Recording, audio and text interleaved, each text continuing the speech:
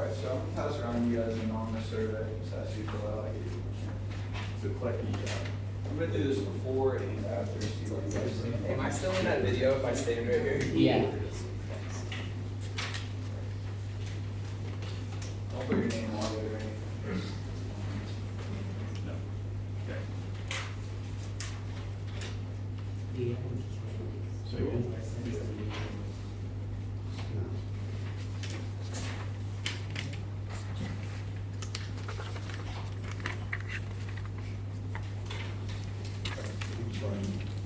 That's for. Take a few minutes to fill that out. I'm gonna find them before we start.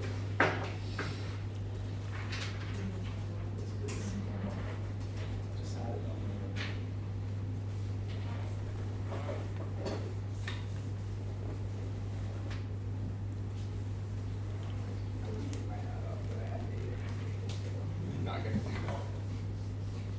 It's like 6 a.m.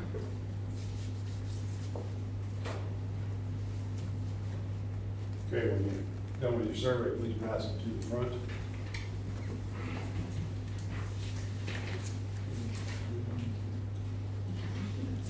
You guys all finished up over here?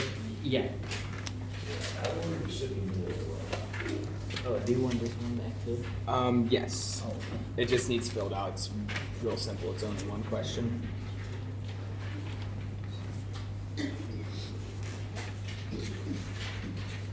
Thank you.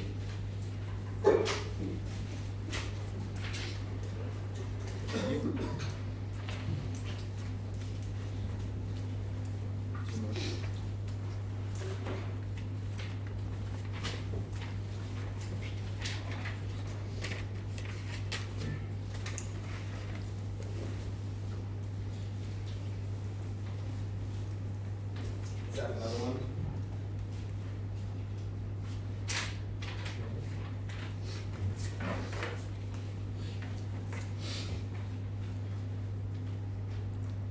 Okay, so thank you guys all for coming today. I hope we're all having a fantastic day. I know it's cold out, I know it's middle of the day, it's lunchtime, but bear with us, we're gonna try to keep it a little brief. So today my colleagues and I will be discussing why it's pertinent that we as a nation make a move toward a universal healthcare system. Today I'll be presenting with my research team. This is Andy. We have Taylor over there, he's the taller one, and Austin on the other side. So really today's mostly about, so healthcare is something that people really cannot and should not have to live without. It's kind of something that's in your life every day, affects you with kind of every step you take. And so the possession of healthcare has a substantial effect on individuals' lives, financially, mentally, emotionally, and mostly physically. So it's kind of easy to make a connection between the right to healthcare and the right to life, liberty, and the pursuit of happiness. Go again. Okay, so Quick little YouTube video. Maybe it's a calling, a labor of love. Or see the thing out of this commercial. gotta love ads, right?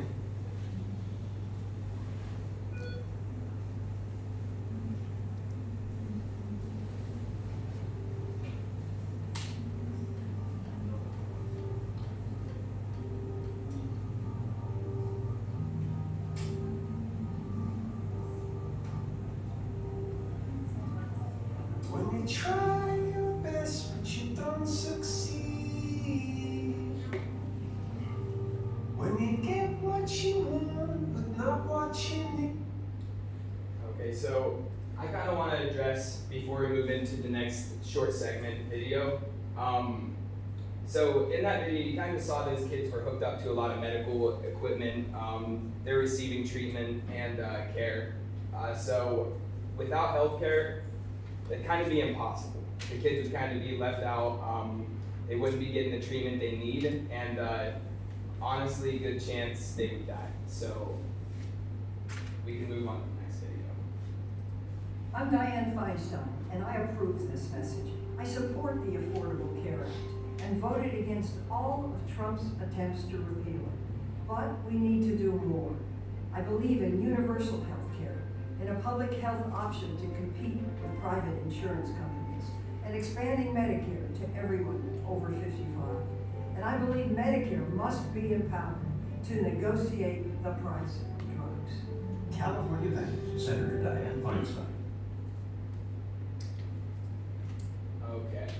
Now, before I move into my next discussion, I kind of want to just ask y'all a question, just to get a kind of a quick feel of where you stand currently. So by show of hands, who here thinks that having a significant portion of your population being uninsured or underinsured is a negative effect? So most people here. All right. Go ahead. All right, so here I kind of have a graph that shows you what happened to the amount of uninsured persons per year in the United States. And as you can see, we start here in 2010. In 2010, that was actually when Obama signed in the Affordable Care Act. And as you can see, it started with a gradual decrease. Now, I want to tell you that the gradual decrease was caused by the lingering effects that kind of hung around from the 2008 Great Recession. Now, once those lingering effects kind of like fizzled out and weren't really there anymore, we saw that huge drop in uninsured people. That's when it actually was being implemented, the Affordable Care Act. Now, keep in consideration, the Affordable Care Act is the only move toward universalized healthcare that America has ever made. And as you can see, after that, in 2015, we have another massive drop. So that kind of just keeps the consistency of kind of like what I'm talking about. It's the Affordable Care Act really did a lot for this kind of sector of the health insurance system. And as you can see with the election of Donald Trump, we go back to a gradual decrease. And then with the repeal of the Affordable Care Act in 2017, we actually see another increase. So we're kind of heading in the wrong direction here when we get rid of Affordable Care Act.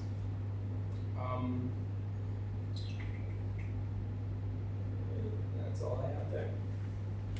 Okay, why do we need universal health care? Lowers health care costs for everyone. Everyone pays the same amount of money. Everyone gets the same kind of health care. It eliminates administrative costs. The doctors won't have to hire a special person just to conduct business with the insurance companies. What procedures are covered? What procedures are not covered? How much will they cover? How much is it going to cost the individual that the insurance company won't cover? With universal health care, you'll have none of that. Everybody's covered. Everybody's covered at 100%. It forces hospitals and doctors to give you the same standard of care. It doesn't matter if you go to the hospital in Chicago, Illinois, or New Orleans, Louisiana. Doesn't matter if you're out in the middle of the country in some rural area. If they have a hospital, you'll get the same care at that hospital as you will in Johns Hopkins or the Cleveland Clinic. And it's the same low cost for all of us. So what we have here is a map showing countries that have universal health care program. What you want to pay attention to is the areas in green. Just notice how substantial the amount of green is shown on this map. As you can see, it's very popular, very successful around the world. We believe that the U.S. should follow in these footsteps because we are one of the only developed countries without a universal health care system.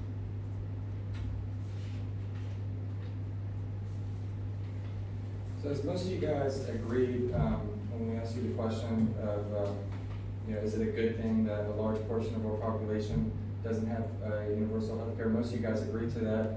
Well, currently in the United States, as we know, there's not a universal health care system, which leaves 44 million people uninsured. And on top of that, another 38 million Americans feel that they do not have a quality health insurance program. As a nation, only 23% of Americans believe that they have access to the best health care in the world, and the rest believe that the United States does not offer the best health care. It's kind of like well known that Australia has the best healthcare program in the world, and they're currently running a two-tier universal healthcare system where the government pays 2/3 of your healthcare. In 2016, their GDP was only 9.6, while the GDP in the United States is doubled at 18%. In the US, 18% of patients skip prescriptions because of the cost in 2016, and the third leading cause of death was due to medical error. Okay, so really what I want to find out is why people are uninsured. And what I found throughout all of my research is that the most common answer among scholars in political science today is cost. And so in all countries where public health care plan is implemented, it actually is the highest cost out of any other government expenditure. And according to the accredited King Research Center, by the end of this year, Canada's health expenditure is expected to reach $264 billion. I know that's a really hard number to even conceptualize for us because that's a nation's income, that's not a person's income. And so when you do the math, that's actually $7,068 per person. So taking kind of like a transition over to the United States, we can see that we actually have even more cost, and we have private health insurance. So the U.S. spent over $3.5 trillion in medical costs in 2017, and the population was only a mere 325 million. So that means $10,746 were coming out of every single household in 2017 to pay for medical costs. So it's kind of easy to see that that's not a very good thing at all. I mean, who here has $11,000 to pull out of their pocket and give to a surgeon right now? None of you? That's kind of what I expected, me either. So it's pretty easy to connect the cost of healthcare and like why people don't have it in America, because it's just too damn expensive. That's simple as it gets. So you guys know what we think about this issue, but here's what the majority of Americans think. This is a survey asking Americans, do they think that like the government should be responsible for ensuring universal health care for its Americans? And as you can see, all the way back in 2000, the majority of people agree that the government should play a role in ensuring universal health care. And that opinion consistently goes until 2018. There was a slight one-year sample size where the majority didn't think so, but overall, this gives you a good idea of where Americans stand on this issue. Private insurance costs too much. Period, end of statement, nothing more needs to be said. The nation is in a crisis and we need a new system. Healthcare is a basic human right. It says so right in the Constitution. According to the reputable King's Research Center, also according to the United States Constitution, it is closely related to life, liberty, health, and the pursuit of happiness. Certain unalienable rights granted to us by our Creator. Healthcare equals rights. And because of lack of health care, children are the results of not getting good medical treatment. Okay, now we're going to give you another survey, same exact survey you took the first time, and see where you stand now.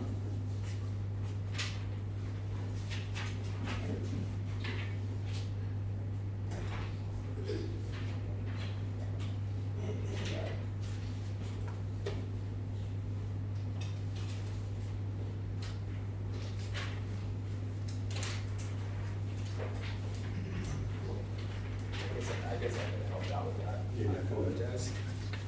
Okay, I still do too. It's okay, I want to.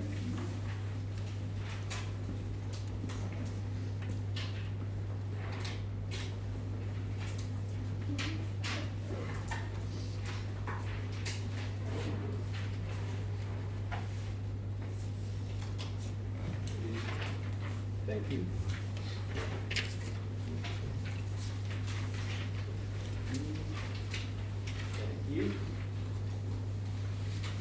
You got everybody's second survey now? Yeah. So now I'll take a little bit of time. Do you guys have any questions or any kind of discussion points you want to bring up? Ask us. I mean, we're all pretty versed in the subject, so we've been researching it for a pretty long time. So if anybody has any questions, feel free to shoot them at us.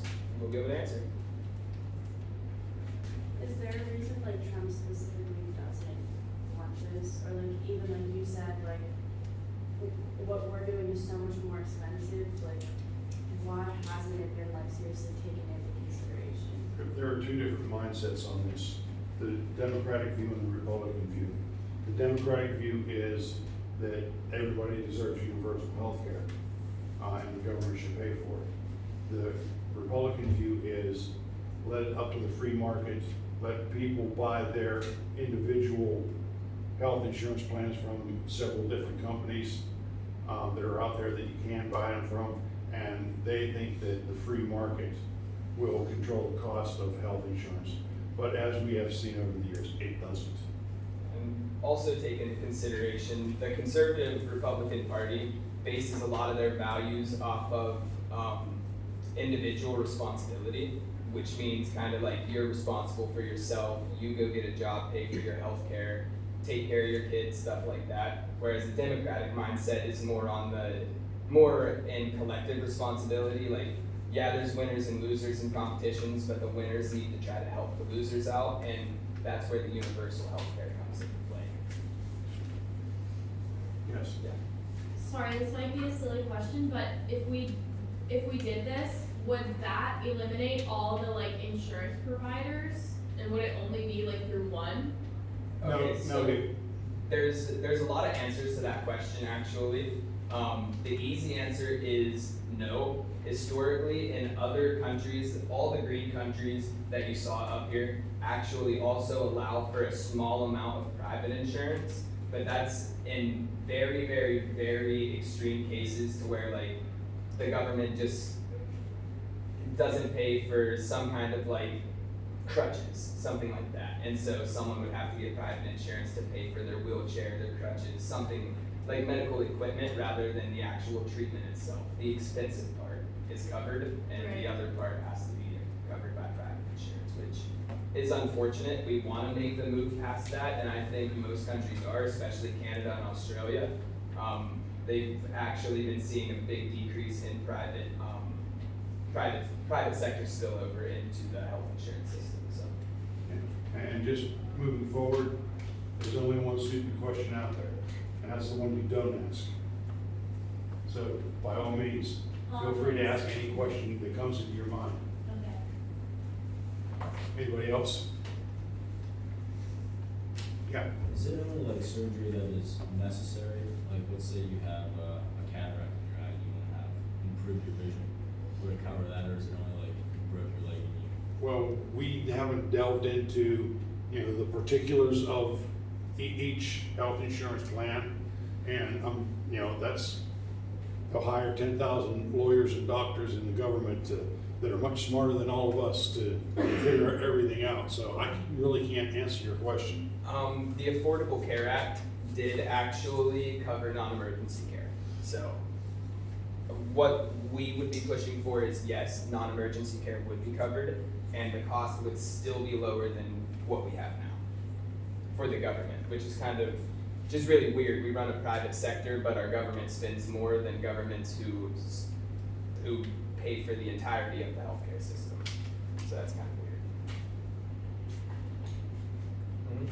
What about all of the union workers that have negotiated for healthcare through their companies? That healthcare would be immediately replaced by the public healthcare system.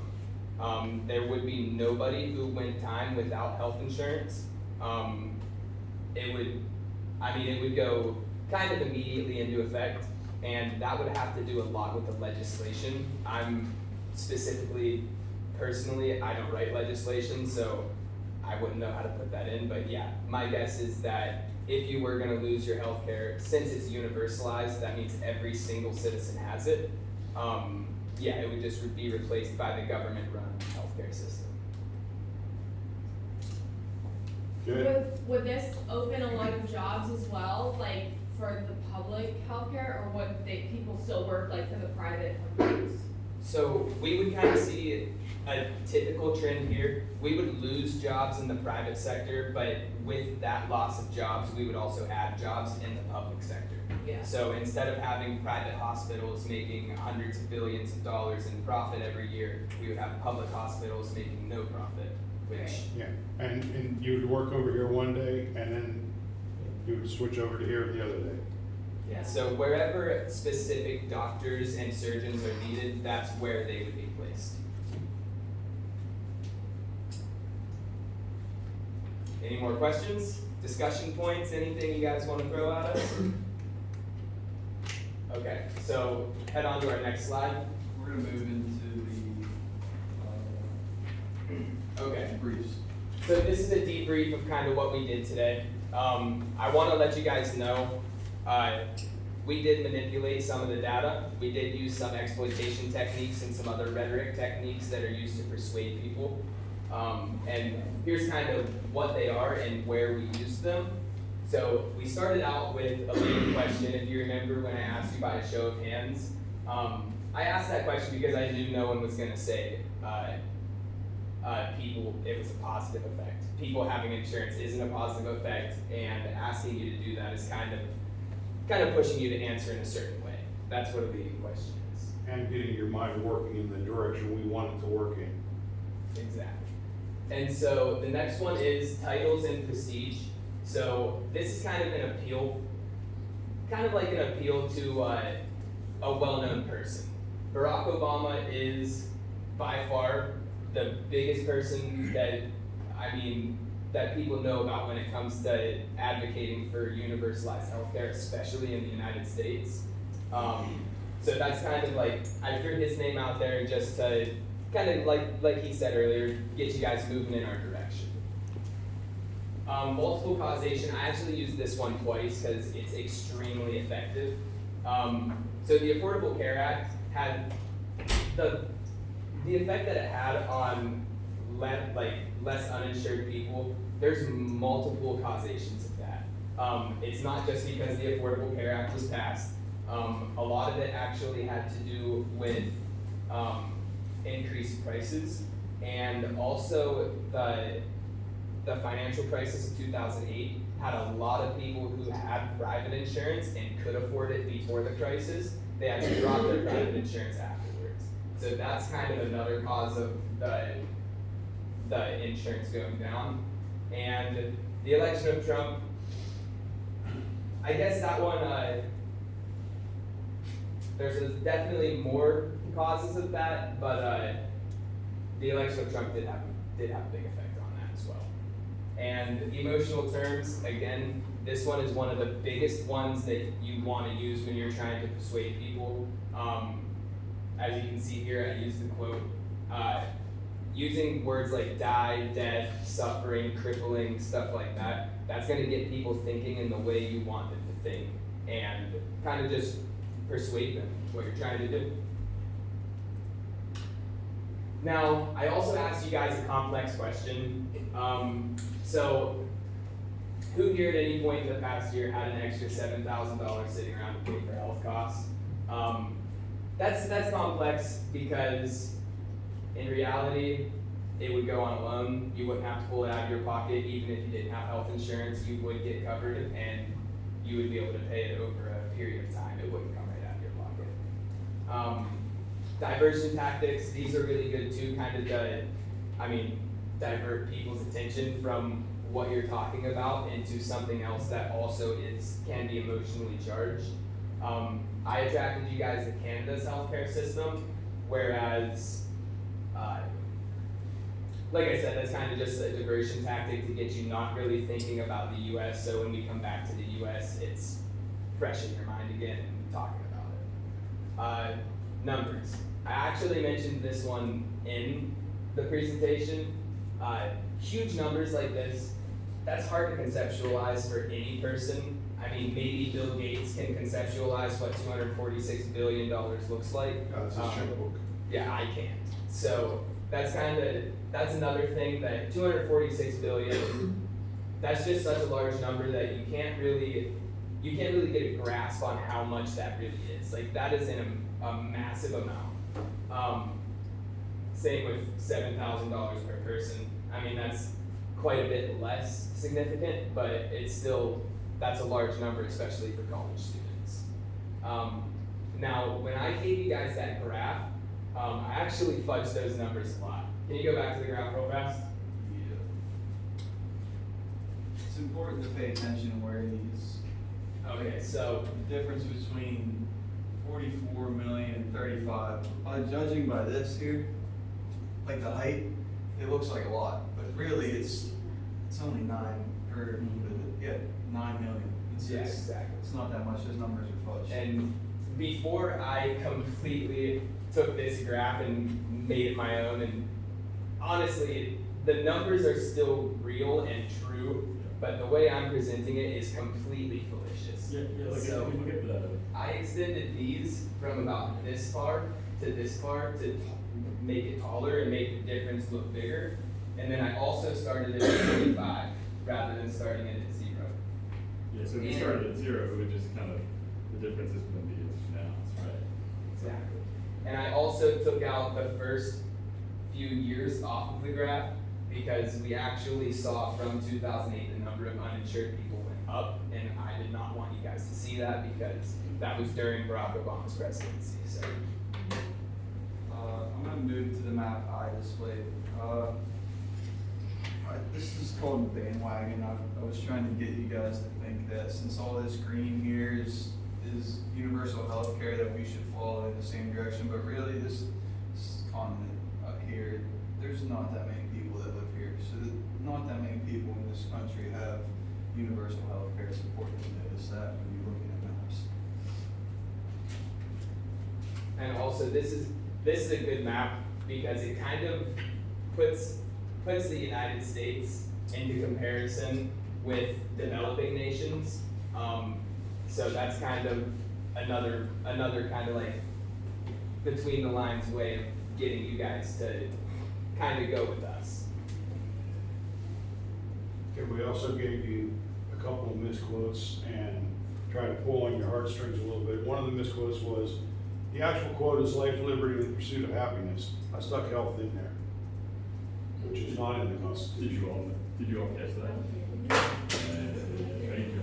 And this here too, the King Research Center is Yeah. his last name. His Taylor Taylor King. So this isn't real. According to the King Research Center, and that's Taylor King, we just used his last name. There's no such thing as the King Research Center. He is accredited though. He got an A on his last research paper, so we didn't lie about that. The whole idea of this presentation is to get you guys to recognize, like in politics, that politicians use this stuff constantly. Like every day, they use graphs, they use words, try to manipulate how you feel about something. So that's like the whole goal of this presentation for us. I'd like to answer your question you asked before the presentation, what the class is. So the class is actually, we're learning how to use rhetorical techniques to kind of like play with people's minds and kind of like get them to persuasion techniques. And you see it every single day and you don't catch it. How many of you kind of caught when we were using our techniques? You did? Do you guys have psych classes or anything of the sort? Okay, yeah, I had a little bit of a predisposition that you might if you did catch them. What kind of things did you all catch? Children. It's not just 6 children, it's everybody. Like universal healthcare would just apply to children, it's just trying to like put it hard. Yeah, Did you all It's a get field of pity. It's a field of pity, yeah. This was just straight up mean. That's why we had you guys sign the. Yeah. But it's not meant to make you mean, you know, it's really to like let you know that like lots of things happen that you also should start to pay attention to. And if you guys watch mainstream media at all, Fox News, CNN, CSNBC, really any TV news, they're using this constantly. Every single second of their segments, they're using some kind of manipulation and exploitation to get you to feel something. And I guess kind of our presentation is to get you guys aware of that. We want you guys to know what's going on, especially in the political sphere. And yeah, it's going to be good for you guys to be able to pick out when a politician during a debate or when you're deciding whether you're going to vote for this guy or that guy or girl is you kind of can tell when they're playing with your mind and when they're being truthful. And so I hope this presentation did exactly that for you guys. By a quick show of hands, who here changed their minds from beginning to end, from you didn't want universal healthcare to you did? Is everybody in here in support of universal healthcare? Yeah. Are you guys all Democrats? No. No, we're actually all Republicans. Yeah, I knew that. Okay, and we told you we were gonna lie to you. If you look at the bottom of the second paragraph, it says, given the length and nature of the presentation, you will not hear all the possible evidence. Some evidence may be misleading due to the incompleteness, lack of detail, or other factors. We You didn't read it. We did tell you guys to read the contract. I skimmed. Yeah, I Yeah, saw that. Oh my god. But yeah, so I hope you guys all had a good time today. We definitely did. Yeah. This was really fun. And thank you for. Just to add to what they're saying, like, and it's not just about like, trying to manipulate, like, and lie, convince them something is wrong. It's about, when you go in, even if you have like good evidence, people, they don't buy things, right? So if you're out there and you're trying to like get people to understand what you're talking about, right? Knowing these techniques will help you convince people of like, truth as well, right? And so that's part of it too, right? That's just like awareness, right? Pick it up, you all need to pick it up when they're doing it. But it's also about like, truly like how you catch people's attention, convince them of something that's just as well. So, sorry. Yeah, sorry we lied to you guys. We didn't want to do it, but we kind of had to. Dr. Kershaw made us do it. And keep in mind, Dr. Kershaw's going to be offering another class kind of like this next year, and we would love to see you guys in it, absolutely. Yeah, and if you want to talk about like the stuff they did, I'm happy to talk about it. Good stuff. All right. Thank you, guys. Okay. Thank you guys for participating.